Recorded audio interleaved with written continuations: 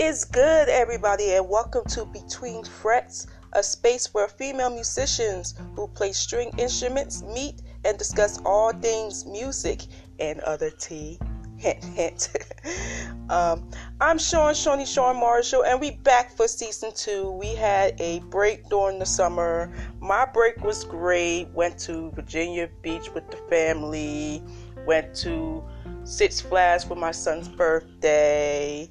And except for me, everybody else went to Summer NAMM at Nashville, Tennessee, and I wish I came, but mommy duties and marketing director, work is never done. So out of all during our breaks, we had family vacays, we've been gigging, studio session, and also prepping for our new season and for this show. And this season will be more like, I would just say it will top last season, because what I learned that your new project or new season has to be better than the last, and that's what we're about to do this season. So when we come back, we will have our guest Jennifer Bliss joining in with us, so stay tuned for more.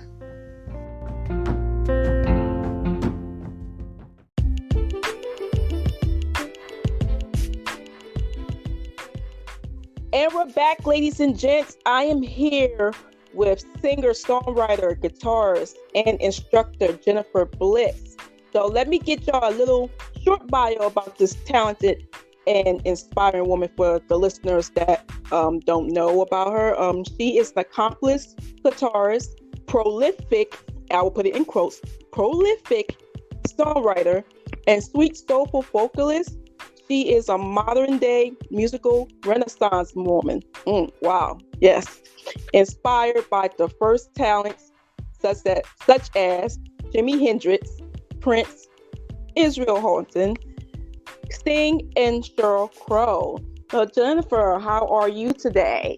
I am doing wonderful. I'm just excited, and I'm just thrilled to that you reached out to me this way. And I think that what you're doing with this podcast and with Fret Sisters is awesome. So yes, I love it. I'm doing great.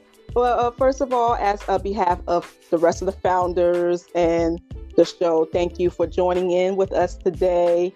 Been following you for a while on social media. You are very talented, and I really enjoyed your playing and your way of sharing your talents and your story to the world, like ministering your testimony, I would say.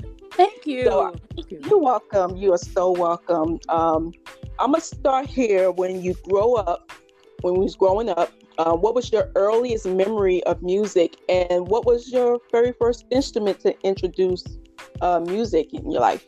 Well, I remember when I was growing up that my mom really always loved Stevie Wonder, and she would start every weekend Saturday trying to get us up out of bed playing songs in the key of life.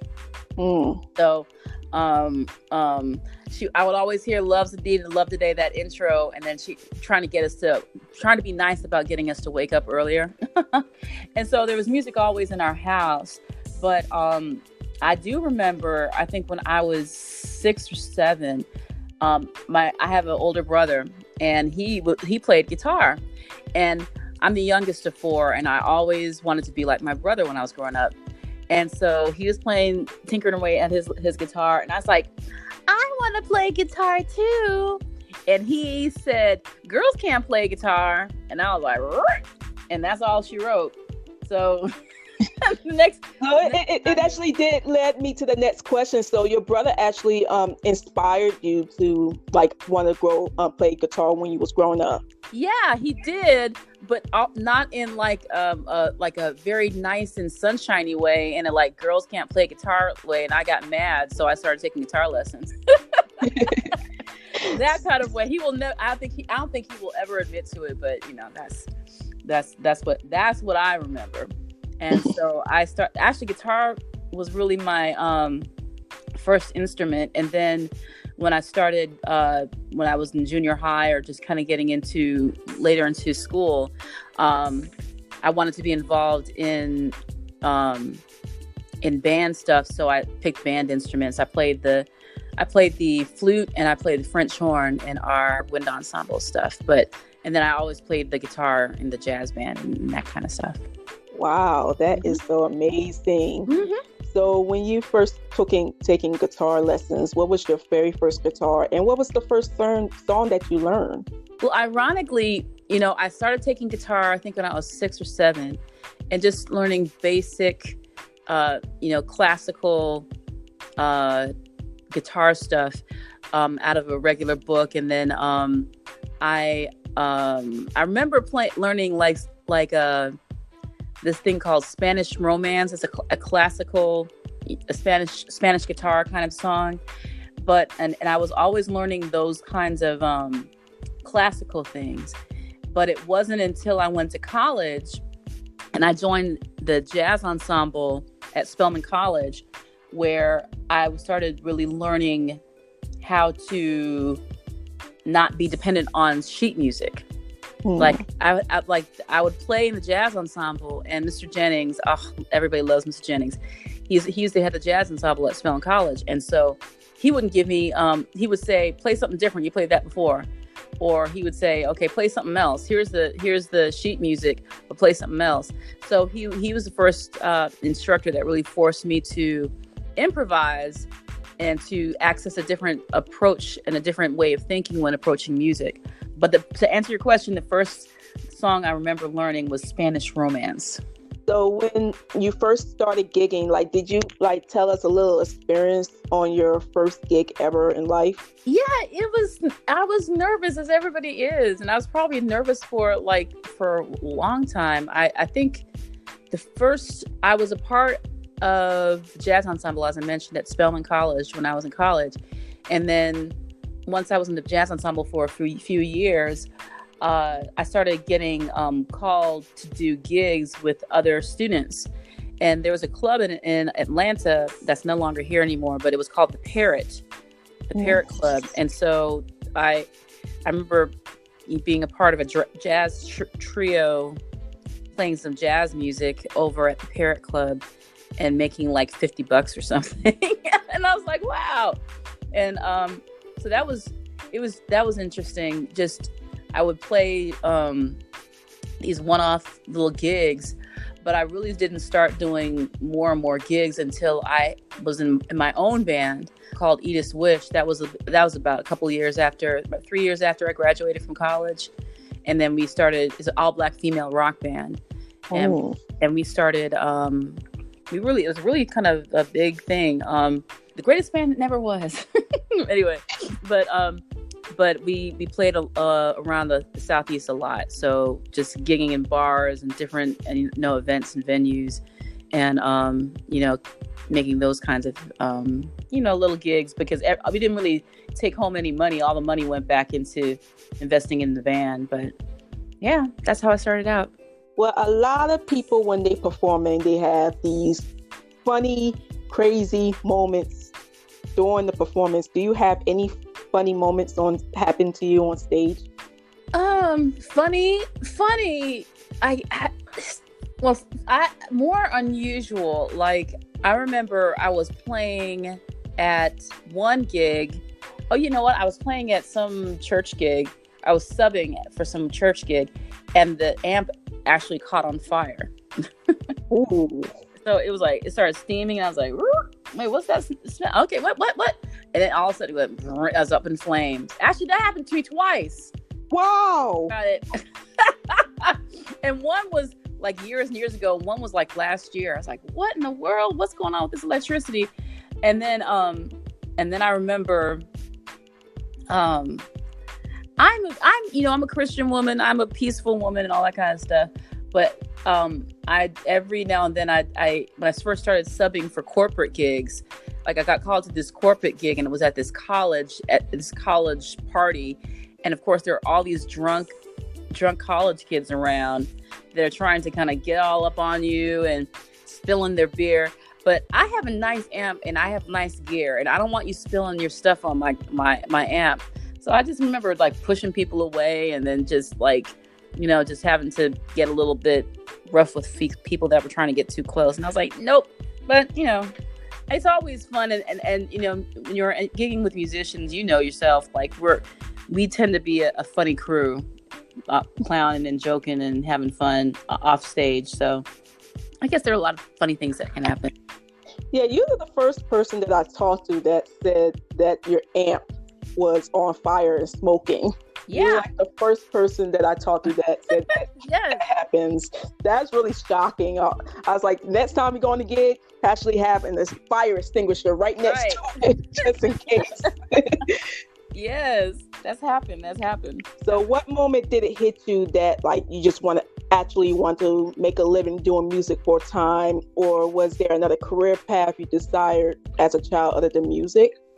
Now, this is a very interesting story and a very true story. Okay. Mm-hmm. When I had my first round with music and I did the Eat a Swish thing, and it was really successful. There's a bidding war, and that seemed like it could be the path, but it didn't work out. And then I just went back to just, getting a regular job. And I worked different admin jobs, executive assistant jobs, working at library organization jobs. So I never really felt like I wanted to do music full time. I was just playing, but I was always playing. I was playing at church. I was doing occasional gigs, but that's kind of what I was kind of settled into. And then it was actually 11 years ago. I got fired from my regular square job on some BS. Got fired, girl, fired. And then this was on a Thursday. And so this is the first time I've ever in my adult life not had a job. So I was like, la la la. So Monday comes around, Tuesday comes around, and I'm just kind of praying in the morning, la la la la, praying. And this doesn't happen that often, but I definitely heard like God was telling me, this doesn't really happen to me that often. God told me this or whatever, but it's like, I want you to play music. And I was like, what? And I was like, what? And then it's not something that I was asking for that I wanted necessarily. And I was like, also the Bible says to test the spirits. And it's like, if this is really God, I didn't want to do music full time because I didn't want to be broke. So I said, God, if this is really you, this is a true story, I'm telling you. This is if this is really you, then I ask that you generate an opportunity for me to make money playing music today, George, today. And so within 24 hours, I had an email in MySpace, which is tell you how long ago this was, in MySpace, really basically offering me the Music Soul Child gig. That's what happened. And this was in October, and then they had auditions and everything, but I got in, and then we started rehearsing. And my first gig playing with Music Soul Child was in January, the day that Barack Obama was inaugurated in 2009. Wow, that's very historical. Yeah, I mean, it's a true story. It's like that's just how it happened. And so it was really more of like God kicked me out into this venue, into doing music full time. And so whenever stuff gets tough or I feel challenged, I kind of go back to that moment, and it helps me to kind of stay focused and renew my mojo, so to speak. Well, while you were performing anything, do you have like any favorite venues that you performed at?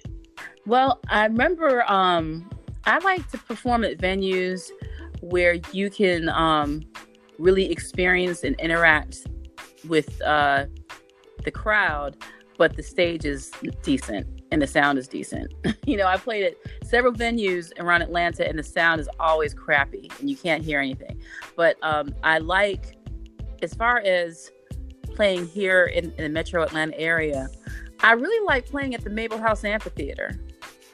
It's it's a nice outdoor venue, and whenever I've played there, the sound, the front of house people, and the sound folks are really awesome, and it's a nice big stage, but it's not so big that you can't interact with people that are in the audience. And I do remember actually when I was playing with Music Soul Child that they had we were touring Japan at the time, and we played at Billboard Live in Japan and Tokyo. And it's kind of like it's a really nice venue, but it's like it has a dinner club aspect to it, but it's a really upscale kind of nice venue to play at. So I remember that being really nice spot as well. But what makes a spot really nice is, for me, is if they have a quality stage, quality sound experience, and you can it's easy to interact with your band and with the audience. Well, to all the listeners, when y'all trying to get a venue to play, make sure don't have no crappy sound in your performance. Don't have no Uncle Denzel crunchy sound. That's we do not want that in our performances. No, ma'am. No, we do not. Nope. What I learned that you actually did have a recent solo project out. Can you tell our listeners about your project? Well, yeah, I'm working on my project right now. It's called Everything Under the Sun, and it's a lot of my original songwriting songs that I'd be doing, and it's just and I'm really, what I'm probably going to be doing is just releasing singles and then once I have the meat of the album, then I'll release it as a full album. But that's what I'm working on right now. Yay! And I will certainly let y'all know, so you can check it out and give me some feedback and hopefully share it along. It's going to be a really great album. Well, I'll be looking forward to that. Once we listen to it, and once you figure out the release of the date, we are going to promote it on our social media page. Well, thank you, darling. I appreciate it. Yeah, we are definitely going to spread the word and support each other as women, because it's hard for us out there in the music industry, which is so male dominant. Yep, that's very true.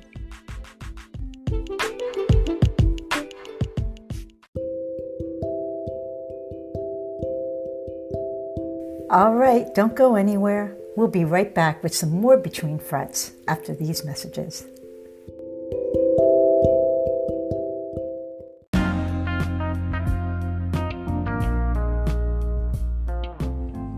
So I understand you're now also a guitar teacher, and how did that come about? And when you was in college, you did like different ensembles there. Did you have any classes? Like, was any music was your major? You know what's funny is that I was not a music major, and a lot of musicians I know were not music majors. A lot of them are, but a lot of them aren't.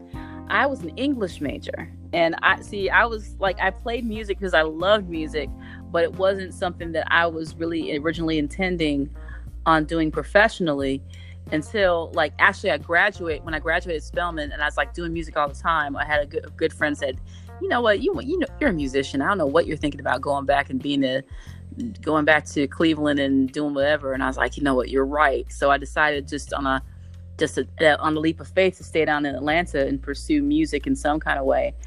I've been teaching, for as long as I remember, just spot off. People would come up to me and ask if I could give them guitar lessons because they'd hear me play and ask if I taught. But really more recently, like I would say in the past 5 years, I've made more of an effort to turn it into a really solid side hustle and business because I really, really enjoy it. One thing that I do miss out on when you're on stage is personal interaction with people. I mean, I'm very much a people person.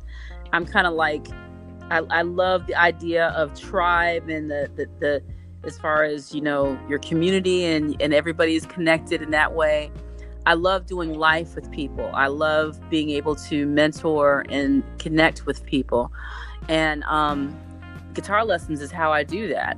And I really have a knack for it. And actually, I have a handle where I like to help people awaken their inner rock star.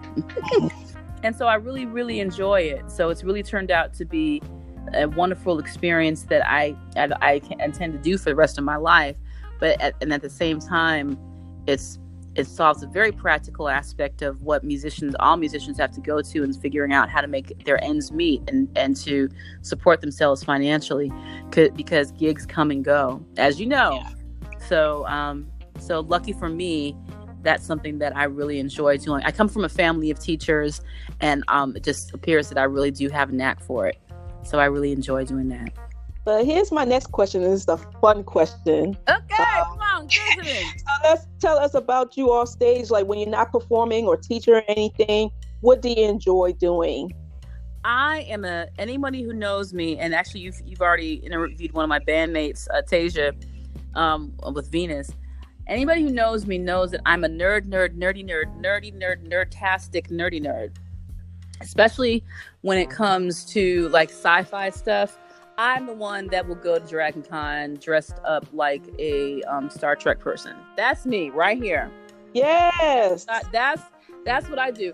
In fact, my bandmates, oh gosh, they're funny.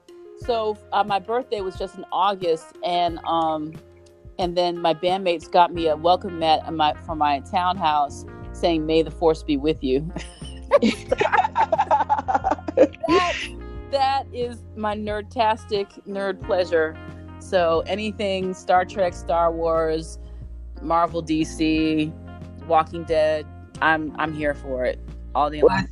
You have your Marvel. I love Marvel. Yes. I'm also a nerd too. I'm an anime fanatic. Come on, bring it. Yes. You're not the only nerd. Nerds the world unite. Yay. Yes. So do you have any advice for other aspiring female musicians, whether young and old, and would that advice differ depending on their age? My advice is just to really be good at what you do. I think that as female musicians and as Black female musicians, you're always going to be walking. It's certainly getting a little bit better these days, but when I was coming up, you have two people that relate to you. Either they're condescending to you because they think it's a novelty and a gimmick to see a girl playing guitar, so they're very forgiving of your skill set. You play 3 chords and you're fine. But then on the other side of it, you'll have those haters that will hate you no matter what, and just like will always dog what you're doing, or feel like any work that you're getting just because you're a woman, when you're just a guitar player like everybody else that happens to be a woman, and you're dealing with all this energy. Or they get pigeonholed into being a female guitar player. Or if you happen to play in a band that's full of women, oh, you're trying to gimmick yourself out there. And it's like, well, no, these are my girls and we're musicians and we do this. There's always some added extra that I've experienced, you being attached to being a female guitar player as opposed to a guitar player. Oh, so people say, okay, this is the baddest female guitar player around. Can you just say I'm a good guitar player? But there's always this thing that's out there that's added onto you that it makes it seem like if you have a really sweet gig or a certain thing, it feels like, how it feels like. This is a good example. Okay, you're gonna love this. Mm-hmm. It feels like in the world of you getting work, that male musicians, especially Black male musicians, I love you, brother, but I'm gonna call you right now. Black men are kind of like male musicians, or just in general, or just male musicians in general. They'll look at myself, or they'll look at any other Black female musicians that's playing out there, and it's almost like affirmative action, like how white folks feel about Black folks that get a good job, and it's like, oh, they just got that because of affirmative action, kind of a thing. It sometimes I feel like that's the energy that we get unfairly, and so we can't win for losing. But the truth of the matter is, we're just being musicians, and this is where we are, and this is what we do. So my advice, but just in general, getting back to your question, my advice for young female musicians is to really be good at what you do and never stop learning. There are sometimes you have we're all in a growing pattern, and everybody's not fabulous when they first start out, but you want to always grow your craft. If you don't have a whole library of music books in at your house that you don't look at frequently and try to incorporate frequently, then that's not necessarily a good thing. You don't want to be lazy in growing your craft, because the best way to shut up those voices is just to go out there and jam every time and be undeniable every time and get the gig every time, because you're good. Because when you're good, it being excellent at what you do hushes all the naysayers, and it makes you a proficient professional. Man, I'm sitting here like jotting down these notes that you are saying right now, because I'm really going to take this to heart as well, because that's kind of inspiring me as well. Right. So I hope the listeners out there that's listening to this is definitely going to feel inspired and very motivated from the advice that you are giving to us right now. Mm-hmm. Most of us, all of us founders here, we are so gearheads. Can you tell us what gear your go-to gear that you use on stage? Well, my go-to gear, I have a Fender amp, like a Fender Blues amp, and I like it's like a I used to have a 212 Marshall JCM 600, and that was just too big and heavy. But I do like I have a Fender Tweed, and it just has enough. I like bottomy sounding gear and amps and stuff like that. And I play out of a Paul Reed Smith 22 Sunburst electric, and I like kind of meaty sounding guitars. I had a Strat, but I hocked it. I had my Strat, and I just love that Strat. It was so nice, but I had to pay the bills and everything. But I like Telecasters. I like Strats with heavier strings on them.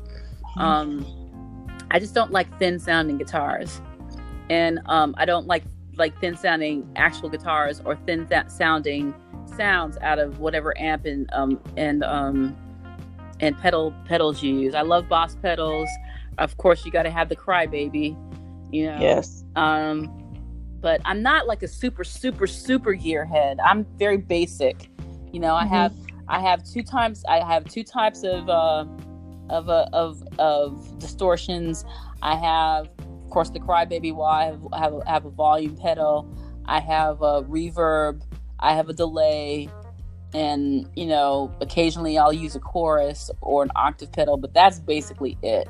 That's I don't really delve too much into the endless abyss world of foot pedals or line 6 stuff, but maybe one day I will. But for right now, nope, that's all I got. It's just the basic essentials right there. Mm-hmm. Well, can you tell the listeners where they can find you on social media or anything? Yes. You can follow me on Instagram at JamGirlBliss. You can follow me on YouTube at youtube.com/JamGirlBliss. That's JamGirlBliss. You can follow me on Facebook at I have a Facebook page for my lessons called J Bliss Guitar Studio. Mm-hmm. That's J Bliss Guitar Studio, and also I have I have a Jam Girl Bliss Facebook as well. Well, there you have it, ladies and gents. I would like to thank Jennifer Bliss for joining with us today.